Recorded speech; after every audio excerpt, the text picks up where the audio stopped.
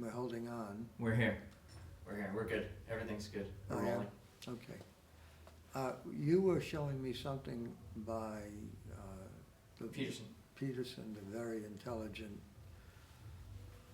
He's kind of a forebearer of ideas for people who've never entered into these ideas. I don't want to speak with vanity by saying this, but I have. And so I can appreciate what he does, and I don't disagree with anything he says. I like what he does, but there's a way to go deeper into it. Can you summarize? Well, yeah, I'll go into it. He was talking about when Jesus described the lilies of the field and being provided for by God in some fundamental way, and why wouldn't God take care of you too, ye of little faith? If you have faith, he said, then you get everything, right? Did I say that correctly? Okay. So what does faith mean? That's what I would like to go into. See, I don't know what he does with the rest of the video, but faith doesn't necessarily mean that you just speak it. I believe. I've heard bullshit people talk about belief, and from young people to older people, and they still don't really know what they're talking about. Because to me, a belief is not just a vocalization of something, it's an action. It's like love. Love is not just a sentiment, it's a behavior, it's an action. And you know that. Any reasoning person knows that. Love is something that you give. It's like a gift of energy because you care about the other. You don't just use the other. The other is not there just for your convenience, but the other is there to share the same kind of care. So what I'm going towards when I think about faith is I'm going towards actual behaviors that imply the faith, that express the faith. So faith is a set of behaviors as well. And that is the difficult thing, because if you're living in a world like this where there's so much alienation between and among people in various ways, even the people you're allied with can become enemies within a split second. Watch people discuss politics nowadays. People from a graduating class of 1969, they become enemies because they hold different points of view concerning this national fiasco that is taking place at this time. So, faith can be found in everyday life, everyday moment, if you can find a way to deal with the insecurity of existence, the fundamental insecurity of existing as a human being, a creature unto death who knows it, a creature who knows what vulnerability feels like, creature that has experienced pain and doesn't like it at all, runs in the opposite direction. A creature like this, very sensitive being to itself especially. So faith would be in what way? How would it entail itself? What would faith look like in your relationship with others? It would look like something that looked like love, I would think. Am I wrong about that? Wouldn't it take the form of care? That's the word that I was going to use. Yeah, Care. because that's what love is to me. Fundamentally, it's care for the other, and you can feel the other. I mean, I know when I sit with my dogs, I don't feel any distance between my heart and them. They own me. They completely own me, and they know it. They feel it too. Oh, like we can get anything out of the old guy. Just go up and look at him and put your paws up on his knees and growl at him and bark at him, and he'll just, he can't resist. So it becomes a behavior, and it's not, and yes, it's accompanied by, well, some of our old friends, it's accompanied by hedonic tone too. It's an emotion.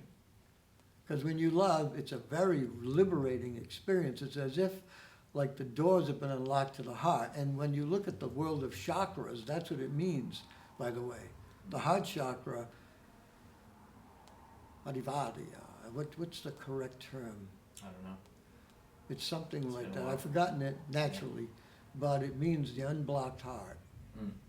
That's when that chakra opens up. So you'd be doing what Jesus talked about, because he said the most important thing was love one another.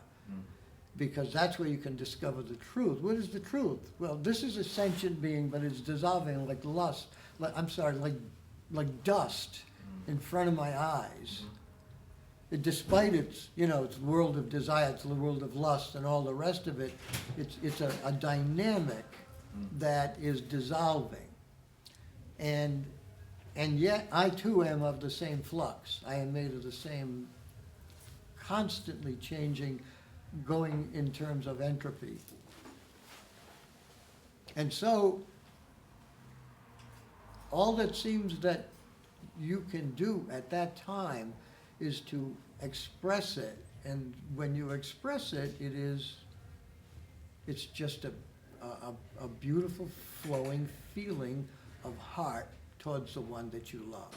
Mm. Whether it be the dog or your wife, your girlfriend, or boyfriend, or whatever, if you feel the heart, it's an act of liberation for yourself, from yourself, because you're transcending that which is already dying in various ways. It's going to change constantly, and the only thing that you can do is allow a current to come pouring out of it. Mm. And it goes towards the other, so that there's a linkage between yourself and the other. You know that. Real care, you don't want the loved one to ever feel pain. Right. You don't want to feel pain. You survive for yourself.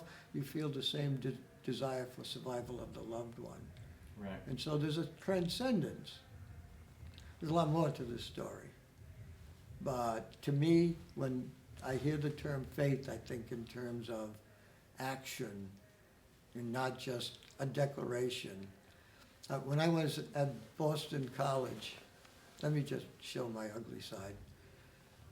When I was doing graduate work at Boston College, I started in the summer, and I had a room in the dorm. We had private rooms for summer school. And I met a guy whose name, of course, I will not utter, but he was the most terrible, using kind of person. I mean, he knew it, everybody knew it. He was just a two-faced, selfish boy. And he said to me one day, "I'm going to go to heaven anyway. You know why? Because I have faith." Yeah, right. He has faith. Because he says he has faith, and therefore he's going to be exonerated from all of his selfish acts. The childishness of people. Insane. Yeah. It's just astonishing. Can we get a... Because you utter the words or go through the motion, and you think that it's handed to you. Yeah. Right. Yeah. I mean, people use the word love all the time. I love you, which means, oh, you give me great pleasure. Right. Right. Oh, I found you to be very instrumental in my past. I always speak like that. Right. Anyway, we can just be very cynical right now, but that's because I'm cold. Well, no, I mean, go into that, right? So how would one determine actual love from utility? How could one I don't observe see that? a difficulty in it. Mm. I love those dogs that harass me and hustle me constantly. I cannot stand to see them suffer for a second, and they know it. One of them, the little old girl, she just whines. She's next to me, within reach, and she will be crying and whining and groaning and making noises until I reach over and I just keep touching her. And I can't resist. I tell her, "Leave me alone, because I know you're faking it. I just touched you.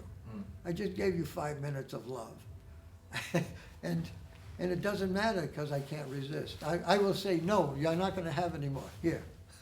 I mean, it goes on all the time. And a lot of people know this. I'm plugged into a Facebook thing about dogs, and people talk about how slavish they are to their dogs. Yeah. And some of the funny stuff. I mean, if you see a kind of sense of humor in it too, that's part of the love. It's a gratifying thing. But the gratification comes from seeing them feeling good. Right. Yeah. So, and they know it. They know. They go to graduate school in between lifetimes. They study behavioral psychology, and they focus on how to manipulate old men. So, anyway. Well, that's our quick 10-minute video, and you guys can like and comment and subscribe and all that good stuff, and we'll keep posting content and creating new content out of your comments. So hit us up. Let us 10 know. minutes or so, maybe? Yeah, 10 minutes. That's Good. I'll advertise it to some of my my former students, friends. See you guys again next week.